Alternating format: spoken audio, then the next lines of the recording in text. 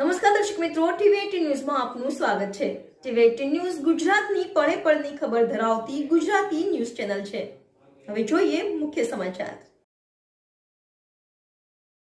Gun licence કૌભાંડના મુખ્ય સૂત્રધાર વિશાલ પંડ્યાએ whip માટે 4 કરોડનું દાન કર્યું હતું। ગન લાયસન્સ કૌભાંડમાં ઝડપાયેલા વિશાલ પંડ્યાએ પાલડી ખાતે બની રહેલી વિશ્વ હિન્દુ પરિષદ VHPની નવી ઓફિસ માટે 4 કરોડ રૂપિયાનું દાન જાહેર કર્યું હોવાનું બહાર આવ્યું છે।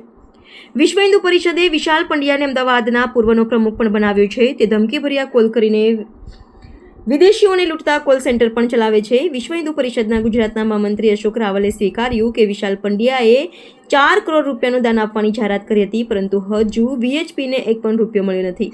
રાવલે સવાલ કર્યો કે કોઈ પણ વ્યક્તિ દાન આપે તો અમે સ્વીકારીએ છીએ, તેમાં ખોટું શું છે?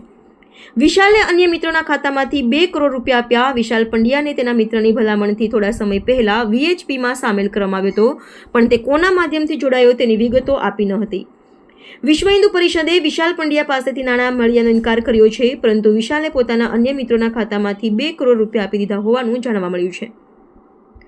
ગન લાયસન્સ કેસમાં મુખ્ય આરોપી વિશાલ પંડ્યા ઉર્ફે વીપી બોગસ કોલ સેન્ટરો ચલાવવા માટે કુખ્યાત છે। તેના છેડા અનેક રાજકારણીઓ સાથે જોડાયેલા છે, તેથી તેને કંઈ થતું નથી। 11મી ડિસેમ્બર 2024ના રોજ ગાંધીનગર પ્રેક્ષા ભારતીમાં ઉત્તર ગુજરાત પ્રાંતની બેઠકમાં તેને પૂર્વ વિસ્તારનો અધ્યક્ષ બનાવ્યાની જાહેરાત કરાઈ હતી। તે સોશિયલ મીડિયામાં એકાઉન્ટમાં ભાજપના સંખ્યાબંધ ટોચના નેતાઓ ફોટા શેર કરી ચૂક્યો છે। તેના મુખ્યમંત્રી ભૂપેન્દ્ર પટેલ, પૂર્વ ગૃહમંત્રી પ્રદીપસિંહ જાડેજા અને ધારાસભ્ય અમિત ઠાકર સાથે બાઇક રેલીમાં હોય એવા ફોટા સોશિયલ મીડિયા પર છે। આ ઉપરાંત કેટલાક કોર્પોરેટર, તેમના નાના મોટા નેતાઓ સાથે પણ તેના ફોટા છે। ટીવી18 ન્યૂઝ ગુજરાતી, અમદાવાદ।